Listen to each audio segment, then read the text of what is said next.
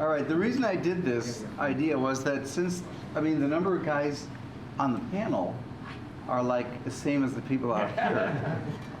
Instead of it being really a panel discussion, it's going to be a kind of a group discussion so that we can all ask questions of one another and so forth and so on. So primarily, I would say questions for Ramirez here, but that's not only. And since you were the main speaker, I have one thing I'd like to start off with you.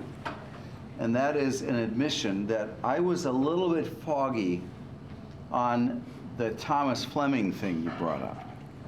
If you could sort of concisely give me what you thought he was trying to say, I'd like to go back over that. The question was to make that monster quote by Fleming concise. So I would put it in these terms, that what Fleming is saying is that ever since kind of the modern way of approaching ethical questions has come about, it being very idealistic and lacking a sensitivity to particularity.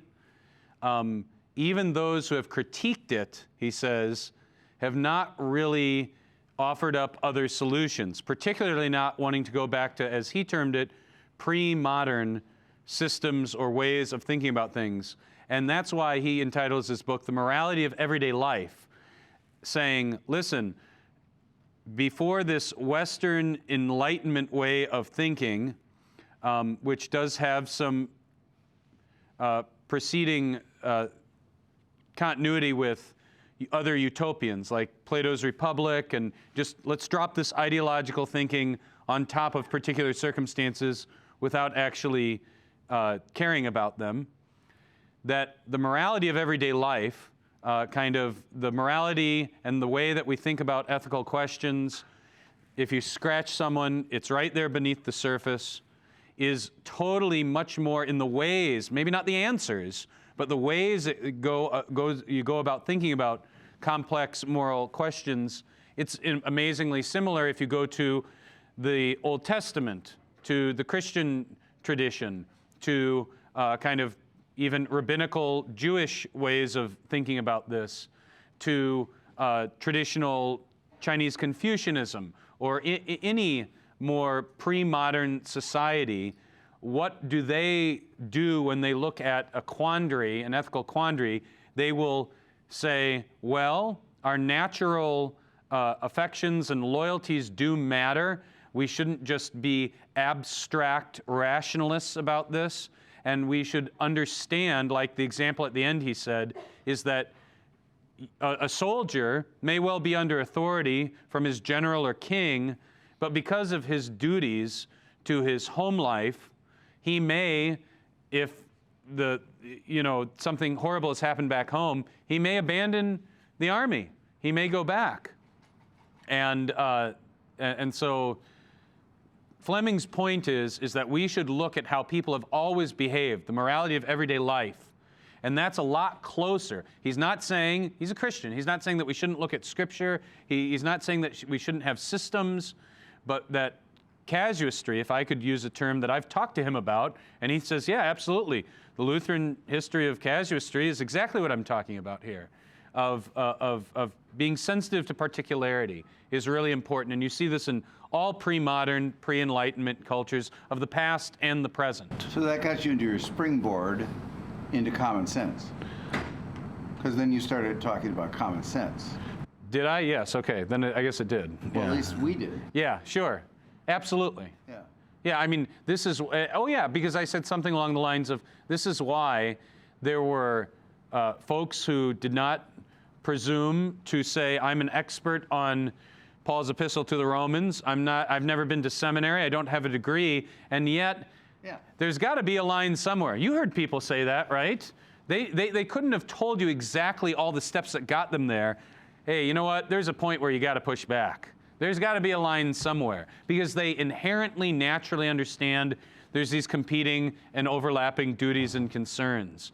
And so maybe they aren't going to know exactly where to draw it, but just by nature, Fleming calls it kind of, common peasant morality, just beneath the surface.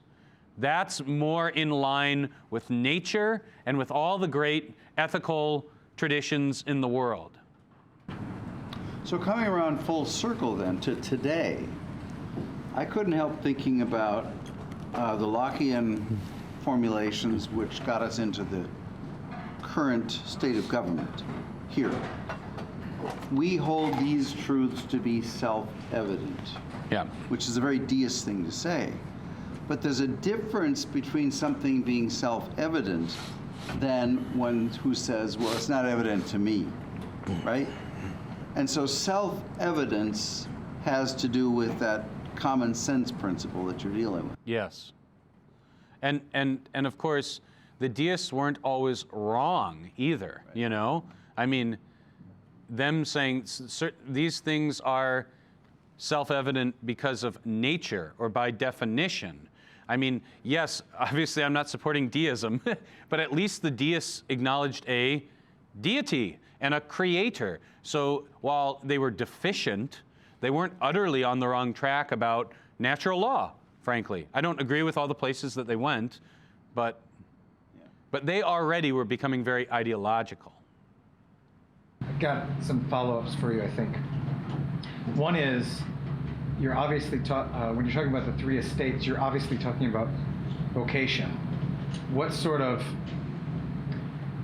rebuilding or infrastructure work do we need to do to, is there any repair work that we need to do on what has been passed off as the doctrine of vocation in the last 15, 20 years that has been lacking in our discussion of it? So that's the first part. And the second part, how does this then dovetail what you talked about with resistance, the three hierarchies, et cetera? How does that dovetail with the watchword of today, which is Christian nationalism? Okay, so Christian national. I'll confess I was thinking about the first question first, so you're going to have to repeat your second question in a moment. Yeah. So with vocation, I think that there's been two deficiencies. Number one, and I think we were talking about this outside, where people confuse a vocation with, I'm making up this language on the fly, with the particular application of that vocation or how it is fulfilled or worked out. So someone who were to come to me and say, hey, Pastor, I'm really excited about this doctrine of vocation. I've been reading this stuff, and so now I understand that I'm called to work at Walmart. No, that's not true. Because a vocation is something that is much more closely tied to who God has made you. It's connected to the created order and into the offices that you either naturally or have been called into to inhabit. And so if you can leave it really easily with no sin involved or no great deliberation, then it shouldn't be called a vocation or a calling. Because if someone worked at Walmart and then said, you know what, I'm going to start working at Home Depot, are you going to give them a hard time? No, it's not a sin, especially if they're offering him more money and, you know, it's not going to destroy the business that he's leaving, especially a big nameless, faceless entity as Walmart. But what is he called to? I would correct his language. Like Augustine says that, you know, like sin is misdirected good. And so too, I think we should, this is a side point, but we should be sensitive to the fact when people are on the right track but need to be corrected. And so to say something like, well, you're not called to Walmart or called to work at Walmart, but what are you called to be? A father, a husband, which means a protector, provider. You are called to work. That was something even in the garden.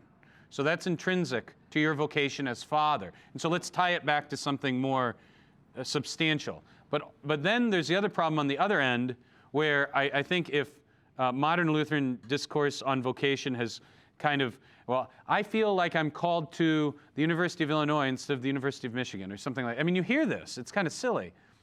On the other end, why don't we start where God starts, and I'm called to be a man.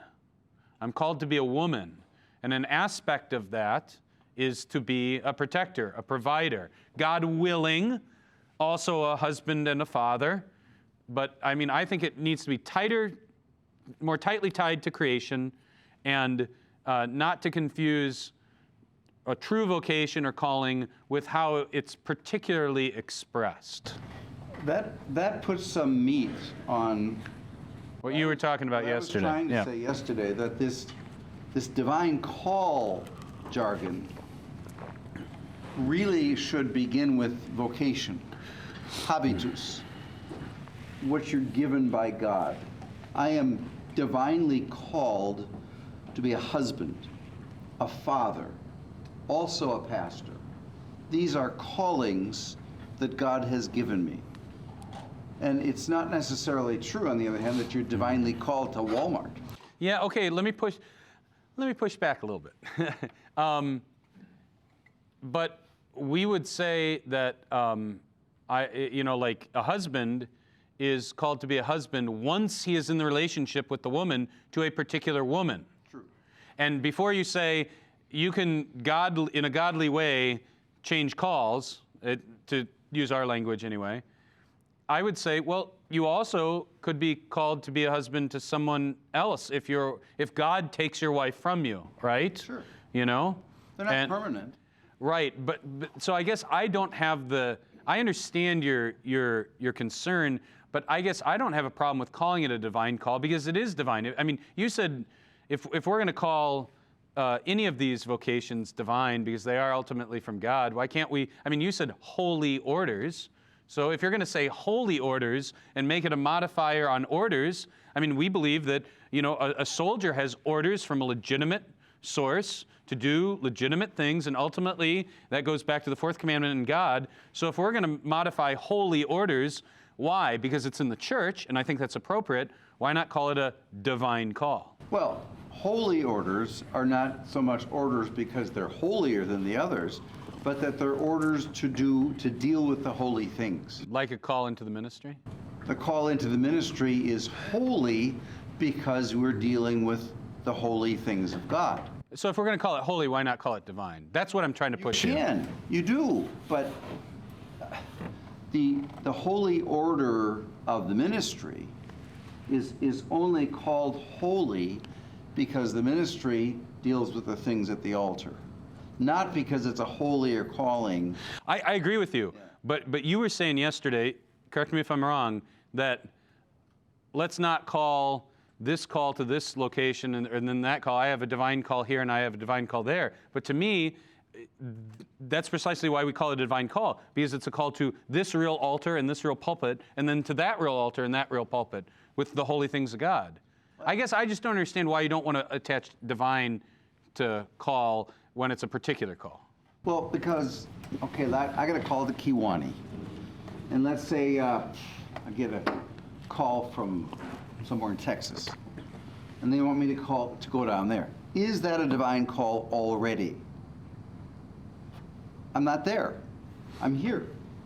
How can I have a divine call to two places? How can I call you to come to dinner if I don't? I mean, that's like saying it's not a call until you show up to dinner. Phone call. Well, I mean, I don't know. That's the language. It's the language I'm not comfortable with, because it's an utterly parochial way of talking about this. Is the problem that when you use the word divine call, is it now that you know this is God's will? So like maybe you would say, yeah, I have two women that want me to marry them, right? And they're both godly Christian women. So I have a call to each of them, but I have to choose one. The one I marry now, that was the divine. Is that how you're thinking of it? Like if I add the word divine, that means I know this was God's will? Well, that's the way the documents are certainly worded, right? When you get a call, look at your call document. I mean, I was trying to think, again, like wouldn't we say that the call to be in holy marriage, right, is a divine call? Yeah. So are there any legitimate calls that aren't divine, that don't actually originate with God? Right? Well, the calling. Then you get into the providence thing, which I'm with you. Or is your reticence wrapped up with because it's issued by a mediating body, namely the congregation, and not certain Not is the necessarily, problem. Because I also agree that, like the calling into the ministry is a calling to serve specifically at one place and not to go around from place to place. And Walther, I agree with Walther on that. But I'm reticent about the language that is applied simply to going to a particular place before you get there. And once you get there, you're there, that's where God wants you. You know that. But it's either from a congregation or from a bishop or from whatever your polity happens to be. You know, Kurt Marquardt of blessed memory, the day after our call service, Dr. Marquardt came into the big classroom at the end of Leah, and all of us were sitting there not paying attention to anything because we had our call documents. And he said, "Gentlemen, the office has been conferred." Well, not one of us had accepted the call. But Dr. Marquardt saw the extension of the call as vesting in the office. Yeah. To Father Peterson's point, if you have two lady suitors, This is a big problem for me. the one that's rich is divine.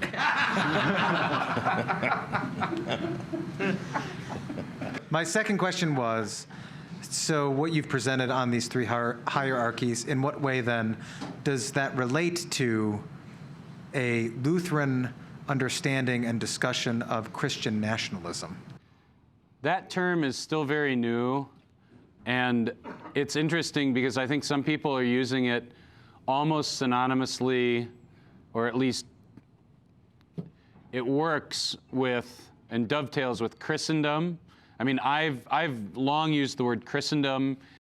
It means that all three estates are working together toward the glory of God, appropriately, distinctly, yet in harmony, not in unison, but in harmony, maybe to use the musical example or analogy. Here's my caveat with Christian nationalism. I think some people are using it well. It's been used poorly in the past. And the more I dig into it, I think it's kind of a big muddle right now. However, if they mean Christendom, then of course, how are you going to run Christendom? Christendom, by definition, is, the government giving glory to God in its appropriate ways, the church in its appropriate ways, and the home in its appropriate ways. My follow-up to that, I think, is, and perhaps what I meant to say to begin with, is in what way ought then the realm of the church and the realm of the home to be preaching or speaking to the realm of the civil authorities to uphold what God has instituted them for. Kiss the Son lest he be angry, and ye perish in the way. I mean, that's a part of a much bigger, broader discussion, but I do think that princes as princes, rulers as rulers, are to give glory to God according to their office. They shouldn't intrude upon the church. They shouldn't, I don't want to have Caesaropapism, or I don't want, the church dominating the government, an ecclesiocracy. Yet at the same time, we should all give glory to God. And by the way, that opinion is not just mine, but Luther's and pretty much everybody else, except the radicals, the wackos. So anyway, but I'm not going to try and flesh that out because I think that'd be too long. Sure. But I do think that they should work in harmony appropriately with one another. And so your question was, how do we as the church do that? Well, even if you haven't thought about Christendom that much, I would say, in the very least, a good first step is for our synod pastors to preach, not preach politics in the sense of support this person or support that person, but rather to preach the government ought to do these things or not do these things. We've all been doing it on abortion, right? So that's a good, easy, low-hanging fruit. I'm not saying that it's unimportant, but it's very clear, right? but we should understand.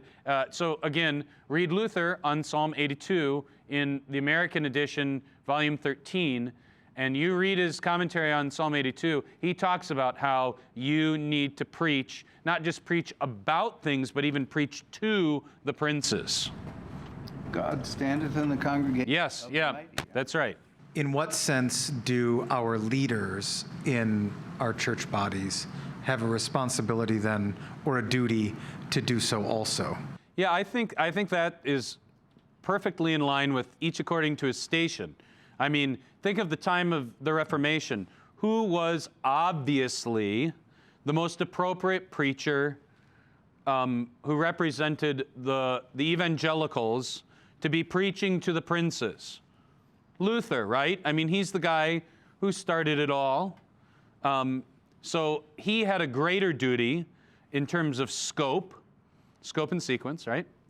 To do that. And you know, your pastor out in the country who had formerly been a Roman priest almost his whole career or life, whatever you want to call it, and now is barely learning the commandments and the Lord's Prayer, he probably isn't going to be writing letters to the elector. But some of them did, and it wasn't just Luther. Yeah. You know why Luther did that? It wasn't just because he had a larger audience, but he had a larger duty. His duty was because of his doctrine. Yes, yeah, and he always, that utterly yes, yeah, absolutely. You stay in your sphere. that was Yeah, his call? and the scope of your sphere. Yes, Yeah. that was one of his biggest things of why have you done this? You have no legitimate authority, and he was very sensitive to this. He was not like every man should just go ahead and blah blah blah. No, yes, he always went back Always to. referred to his Yeah, I have my doctorate, and that wasn't a credentialist argument. Why they called him Dr. Luther. Exactly, because he wasn't saying, look at my credentials, you have to believe me. He was saying, this doctorate is my, you would say, divine call Yes. to a particular place and a particular. All right, we're gonna. No. I don't want to go down in that. So I'm a doctor of the church, right? I'm not just here in this parish, even though sometimes it is important for a local pastor to, especially to local stuff, but also wider when necessary, when the normal authorities fall down on the job. But absolutely, you know, I'm a doctor of the church. The church made me a doctor of the church. And ultimately, the Lord did. I think to approach this whole problem from a philosophical angle, I'm gonna venture into something hesitatingly, but I think that part of the problem that the Missouri Synod has had on this score has to do with an utterly Aristotelian nominalist way of handling it, by which I mean the reality is only in the particulars, right? It's only in, other than that, it's just names. Like church is just a name. What's the reality? It is the local congregation. However, according to the biblical, I would suggest, and in some sense Platonic way of Well, even looking at Aristotle would admit this. things, that the church is the mother of us all. The church is the category, and that's a real thing, just like the definite things are, the total.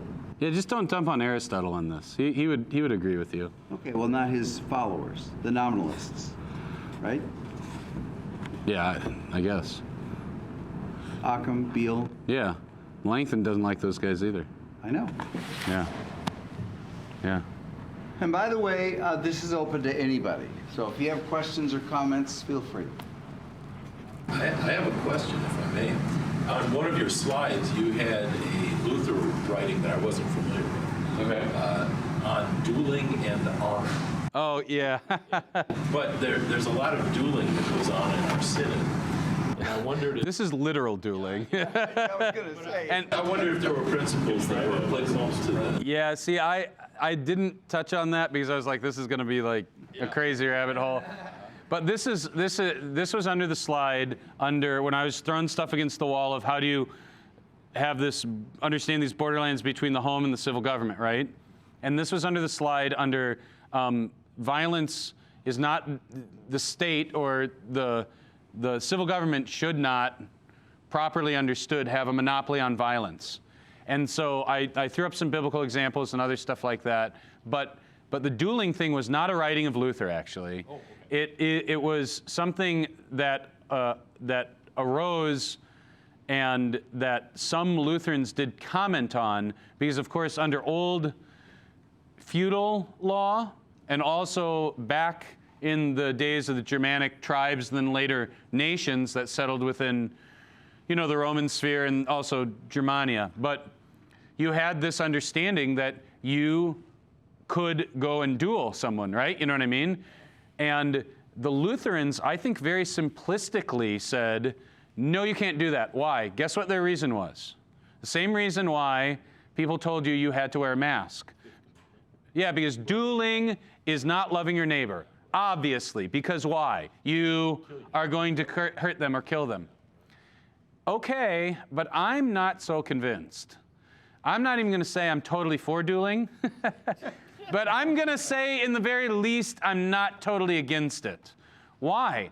Because properly understood, a duel is not just you've just privately insulted me, but what's it about? What? Honor. It's about reputation, and reputation is about honor, and not in some bravado honor way, but you have insulted my name, my wife, my family, my fatherland, my whoever, right? And so these are fighting words, right? Well, fighting words, that's different. It's the implicit threat of violence. But these are words that almost demand, because of honor, and I would then say duty and office, a response. Let's bring it back to playground politics, common sense, the morality of everyday life. Somebody is insulting, your little sister. And then they also use some colorful language about your mother. And as a good Christian, what do you say? Knock it off, right? Stop. Okay, they keep this up. They keep this up. Now, you could handle it, depending on the circumstances, in different ways. You could appeal to the teacher or some other authority, and they can help you guys work it out and get it stopped.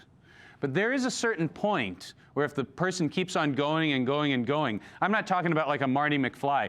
Oh, you're just chicken, and then you do stupid stuff, right? You know what I mean?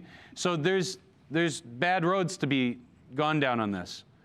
But you know what? There is a time and a place to say, you say one more thing about my mother, you say another thing about my sister, and I'm going to what? Beat the snot out of you.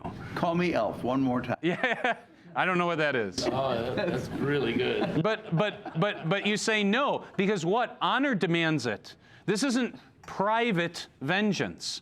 This is you as the brother, the older, in this case, older brother, but it could be younger. I'm defending my sister's honor, my mother's honor, my family name's honor. The estate of the home is real. You find out that your kid brother's getting picked on, at school. Yeah, sure, maybe you can work it out. Maybe you say, yeah, you better punch back, right? But maybe you go down to the lower grade and you say, you do that again, and I'm going to come deal with you, I cannot stand when pastors say that this is sin. Now, dueling goes further because it's actually taking a life. But I wanted to boil it back down and say, this is not what Jesus is talking about when he says, turn the other cheek. And we cannot be telling our people that there's no place for a husband, for a father, for a brother, and frankly, for even women as well, even though that gets into violence and women, all that kind of stuff. But anyway, there is a place and a point when you, for the sake of your family, in your office in that estate, you're going to do things that may include violence for the honor and the good name of your family, just like you would for your nation. So this crosses over with, can a soldier go to heaven? Yeah, absolutely. Absolutely. And whether a father or a pastor should commend the kid who steps in and, now again, doing it as a Christian and even just doing it commensurately with what the circumstances are means you don't pound him into a bloody pulp, right? But there is a reason to fight for honor that isn't just about self-pride, or that's redundant, but pride, right? You could actually go fight a duel again, let's lay aside if it's totally right or wrong for a moment, but you could go fight a duel. It's not because you're hot or out of control. It might not even because, oh man, that really ticked me off. That's going to be part of it, but it's because, no, I cannot let this stand, what has been said about my wife, And this isn't a time to turn the other cheek. I have to defend her honor according to my office. And so Walther, so I'm going to have to go against Walther on this. He and several other Lutheran divines, so to speak, can we say that? Oh, yeah. Okay. But they just categorically and simplistically reject dueling. And I think this is, I mean, how many pastors and how many parents in Lutheran churches say, there's never, ever, ever a reason to get into a fight? That's not true. There's that old episode of, I think it's the Andy Griffith Show, where Opie gets beat up. Is that a 40s show? Pretty much. Opie gets beat up, and his dad tells him it's fine just as long as you don't stay that way. And those were the days in which those shows taught virtue to kids. And sometimes you got to let the boys settle it. Yeah. I mean, think about Luther with a ruler has to sometimes pretend not to see stuff.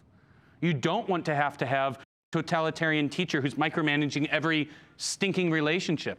Let them work this out a little bit. Let them grow into their own office and their own authority. In addition to a failure by doing nothing, a failure to uphold the 8th commandment, it would also, in some cases, could be a sin of omission against the 5th commandment, too, to not do anything. But they would respond, you can always go find a teacher who'll stop it, or a policeman. Not anymore. Yeah. Then just suffer. Well, what's the difference between you suffering and your nation suffering, right? I mean, if you're going to say it's okay, I'll just take it. What by the same token can you say to a nation that won't just take it, right? That's why I would say all of us modern Lutherans have a streak of Anabaptist pacifism running through us. Yeah. And this is not good. It's not good. I mean, there is a time, and this is what discernment's all about, and looking at the particular circumstances. You see this in the Bible. Sometimes the Israelites would say, we have justly been conquered. We are receiving the righteous punishment of God, and we shouldn't rebel. Even if you're only looking at it from a naturalistic point of view, maybe it is notorious injury. But that's what discernment's all about, And how much? Okay, so the Assyrians have conquered us. This is obviously the scourge of God, something that Isaiah said it was. Okay, so that gives it away. But what about the house father? Sure, the Assyrians have conquered us. Does that mean he gets to assault my family? No, I don't think so. So I think discernment has to be played into this as well.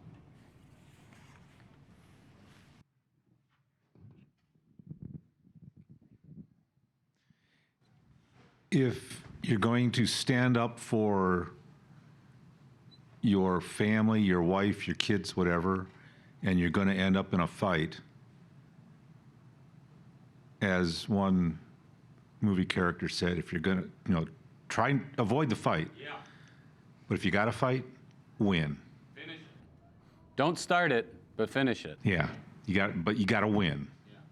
Well, and that actually is another good aspect for us to think about these things of the just war doctrine or theory or framework is a framework because you don't just think about in the abstract, not abstract, but is this a just war because of the circumstances that have led up to the conflict?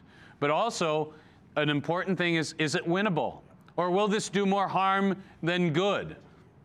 And we all know this. We all know this by nature.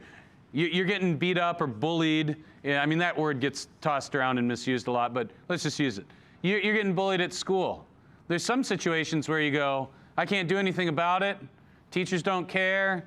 I don't have a big brother, and so I'm going to ignore it, and hopefully, this isn't the time or place. I mean, that is that common sense reasoning, not just morality, but moral reasoning. And then other times you go, you know what, I might even lose this fight, but I have to prove a point that I'm not just a punching bag. I mean, isn't that the old saw?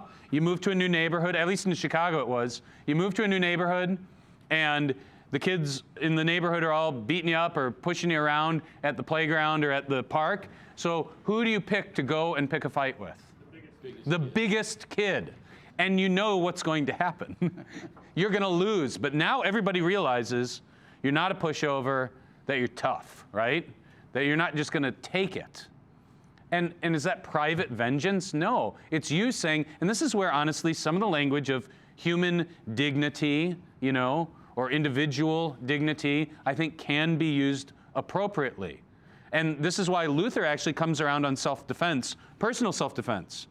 There's this myth out there that, I mean, everyone knows that Luther's not a pacifist, and he understands a father in his office defending his family. But there's this myth out there that but if it's just you, do you cease to be a father or a brother or a man just because your kids aren't around? I mean, I as a father, if my kids weren't here, if I was walking along and somebody attacked me, I have to defend myself for the sake of my family too. But even if I wasn't married, even if all my relations, and I wasn't a citizen of any town or village or anything, God's the one who made me who I am. And so I should defend that gift. When did we stop forgetting, or when did we start forgetting that God gave us ourselves? So we can think of self-defense not purely in some fallen, selfish way, but actually I'm defending the gift that God gave to me when I defend myself. So I don't know how we got there. But So then how are you going to interpret turn the other cheek? this is about insults, not notorious injuries. I mean, this is about non-lethal, not major bodily harm injuries. I mean, or else Jesus is straight out contradicting Well, it's also a hyperbole.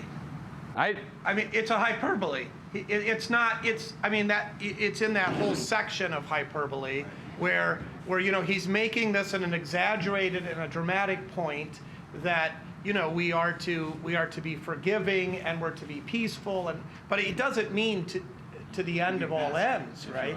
Well, I wouldn't call that hyperbole. That's what hyperbole is. Okay. No, okay, I take your point. Okay. I wouldn't call that hyperbole. Well, you don't get to make that decision because you're not the dictionary. I wouldn't trust the dictionary anymore. So, but I would make the point too, he's talking to the Christian as Christian. Yes. So I don't think it's merely hyperbole. It's also, as a Christian, you can take these insults, but there may be a time and a place where an insult you do need to respond to as a man, as a father, as, you know, as a Weltperson. So it's a figure of speech that doesn't mean exactly what it seems to say on the surface. I think it means, it's a figure of speech of some sort because there's. No, because I think it's applying to actual insults. Yeah, but literal insults. Still okay, but except that he says, if somebody slaps you on the cheek, which is not a literal insult. I mean, that's an actual physical. Yeah, but it's not of deep bodily harm either. And okay, here, I'll explain why I'm having trouble with the hyperbole. Because, at least from my reading and study of it, is that where would your average Jewish person come across this literal situation? Like a Roman soldier or some either Jewish official, not official, but like peace officer, would do this, you know? You have no chance to get any recourse. So what is your temptation? Your temptation is to take private vengeance in a sneaky manner instead of, no, I'm going to just accept this because I have everything in Christ. My question is, it seems like the Magdeburg Confession was a Lutheran document, but it seems like it was really embraced by the Reformed. And it seems like it just kind of fell off the Lutheran radar screen for a long time. And it seems like the Reformed took the doctrine of the lesser magistrate and kind of developed it. And here, by the time of 2012, it still had never been translated into English. And of course, the Reformed translated it. And how in the world did it, or is it maybe just a false perception on my part? Because there was a Lutheran theory of resistance, but it seems like it kind of like the the Reformed grabbed the steering wheel of it, and we just sort of, a certain portion of Lutheranism became quietistic. Absolutely. Yeah, I do. And I think it's very similar to when we were talking about how the synod has atrophied muscles because we haven't experienced a lot of persecution. Think about the historical circumstances. Magdeburg, the interims being forced upon the Lutherans. Long story later, the interim is lifted, and Lutherans, I'm simplifying everything, but Lutherans have Lutheran lands, and by 1555, by the Treaty of Passau, Lutheranism is legal in the empire. So there now is a situation where Lutherans have Lutheran princes, and they are all working in little Lutheran Christendoms, right? So the need is not there to not only not develop it, but also not really keep the muscles up. Think about the Reformed. You got the French Huguenots, and that's where a lot of this development arises from. So they're getting persecuted by the Roman Catholic, French, and then where else are, well, we talked about Antwerp, the Dutch Calvinists. There's lots of stuff going on there. And then finally you get to England, and you have all of that debate between the, Roman Catholics, the kind of your Elizabethan settlement, Anglicans, and you've got your Puritans and all those folks. And so there's lots of hot talk that I know a lot of people know probably a lot more than me, but that's why. Because Lutherans, they didn't need to keep it up. Even though, that's why I added the Gerhard quote, just to drop it in there. Because it was never gone. It just was, it was like your Bibles at home. They just sit there and collect dust, right? I'm just joking. But you know what I mean? Like, if you're not going to use it, you're going to lose those muscles. But again, if you want to study that tracing, and I do think that they didn't just develop it, but as obviously I said, I think that they modify it too in some wonky ways. And there is that spirit of rebellion in Reformed thought. So I've been thinking about this from a kind of a different perspective. We talked about it briefly with the necessity of issuing remonstrance for a subordinate to rebuke someone who's in authority over him, particularly when there's some risk that it won't be received joyfully, right? So Abigail, part of what she does there is she also says to David, the Lord has this, she says this would be private vengeance. The Lord hasn't given this to you, so you're violating his. And so she's calling him back to virtue. She's calling him back to his truer self. Abraham does this with God. Moses does this with God. The Psalms of Lament do this to some degree.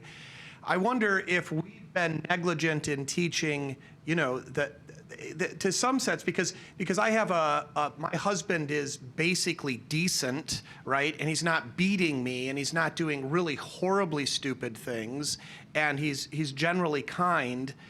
I just go along, and maybe I don't take my sort of leadership responsibility as the wife to be actually propelling the mission, the family mission down the road. And I think I think you're right. Maybe it's atrophied because it wasn't dire, but it's always needed, right? There's always this reality that the wife is called to lead the family, to support the husband, right? That the parishioners are called to judge the pastor, that the citizens are called to, right? I mean, and I think maybe in some ways, the fact that it wasn't dire, okay, but there's been a negligence. Well, and so a little bit more history that supports this is that before the 30 Years' War, which is 1618, so from the mid, 1500s, after the Reformation proper, and then for the next 75 years-ish, okay, let me back up. The 30 Years' War is when you see the rise of the concept of the state, right? Not just the civil government, but a more modern understanding of the state, and all-encompassing, I would say, naturally moving into totalitarianism. But that is wrapped up in the 30 Years' War. But it's interesting because between the end of the Reformation proper to the 30 Years' War, you really do see a lot of preachers doing what Luther calls upon. You need to preach sometimes even against the government, like what you're saying. And so the muscles weren't totally not being used. But I think two things happen that put them into a much more subservient or quietistic in general position. Number one, just the raw change in civil government. Now we're understanding it as an all-inclusive state. And so the power dynamics have changed and the framework understandings have changed, and they just are more under the thumb. And because, as Luther was rightfully worried about, as much as I often will say, like in this venue, but in stuff I've written, say there should be more cooperation between church and civil government, Luther, I still believe, was right that at the end of his life, he was like, this is starting to get blurred and entangled. We got to be careful about that. And many of his followers, even though they accepted this idea of Christendom, they did push back, but it got less and less in my reading of it. So I think those are the two things that I would say to that. One other thing about the wife issuing a, well, I don't want to use the language. You use the language of, pushing or driving or leading or whatever, and as a type of a subordinate to a superior. I try to bring up in premarital or pre-engagement counseling that it's not just that is appropriate at times, but also how. Sure. And I know that you know that. That's not a revelation. But I've got a word that I've been using that I think really, really helps. If you go to the king and you want something, what are you doing? What word would you use to describe what you're doing? Appeal. That's exactly how a subordinate, particularly in marriage, a wife, because what does an appeal do? You're not commanding and you're not nagging, right? But what you're doing is you're appealing. And appeal pricks the sense of duty and obligation. Yeah, so I think it's a lot of indirect speech as well. So I think this is one of the reasons that 1 Peter 3, that ask your husband at home, because a lot of things are just done by asking questions, right? And sometimes the question is actually a kind of rebuke. Are you going to leave your underwear on the floor? So I think that's a nag, but okay. A little nagging's okay. There is this real duty to take responsibility. So the way I like to talk about it also, of course the way you talk about it, but this is like a sergeant major and a colonel. Nobody's going to say that the sergeant major is inferior to the colonel, right? He's got deep experience, right, and the like, but he's not in command. Well, he's inferior in some ways. Well, he's under authority. So Paul does in Ephesians, he uses the word hupakuo, obey, for servants to masters, children to fathers. He uses the word hupatasso, subordinate, for wives to husbands. And I do think that's, of course, subordination includes obedience, but it is a kind of higher calling, right? Well, there's more there is an elevation. Right. Yeah. And it's not equality, and then the other thing that goes with this that I think really we could do a lot with is back to the order of creation, that it's not good for Adam to be alone, and he makes a helper, not a servant, right? Etzer, not Eved. And in fact, that word probably should be translated comforter.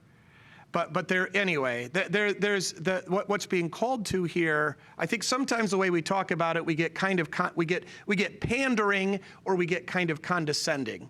Yeah. And it's not that there isn't ultimately. And then the final thing. Sorry, this is my own spiel, but too bad. The other thing is the curse itself, that your desire shall be for your husband and he shall rule over you, applies to all subordinates, which is all of us. And that has to do with, it's hard to be ruled by sinners. Yeah. And we're all, so the wife is going to chafe, the sergeant major is going to chafe, we're going to chafe under the bishop, because there are going to be problems, but ultimately we're still living in this. Yeah, I agree with you that. Hard to rule.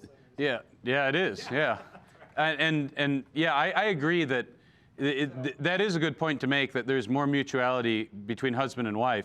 But I would point out in the Table of Duties, they quote, your daughter is Sarah if you call your husband Lord, and that's very hierarchical. So, I mean, okay, but yeah. I was just wondering how this can be applied to your particular congregations, and especially in like a preventive way of preparing for the next time this happens, because I believe it's going to happen again very soon. The COVID type stuff. So.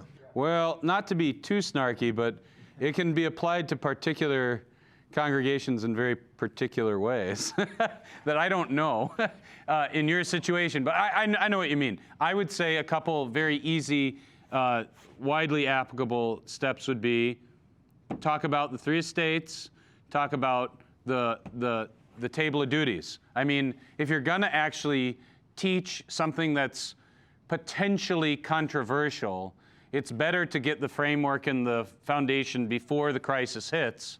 And also, you want to tie it to something that everyone already accepts as a very clear authority. The catechism, right? Go to the table of duties and pull it out of there. Start with the table of duties and just say the table of duties is literally set up along the 3 estates. And then say, let's talk about these 3 estates and how they should interact and how we in each of our distinct callings go to the small catechism on confession. Kind of like the second hour that I did. I would do something like that if I were you. I mean, if you want my slides, you can take them, modify them, I don't care. Because we need to be prepared, we need to share our work and our thoughts, and go to that place in confession. Consider according to your station, right?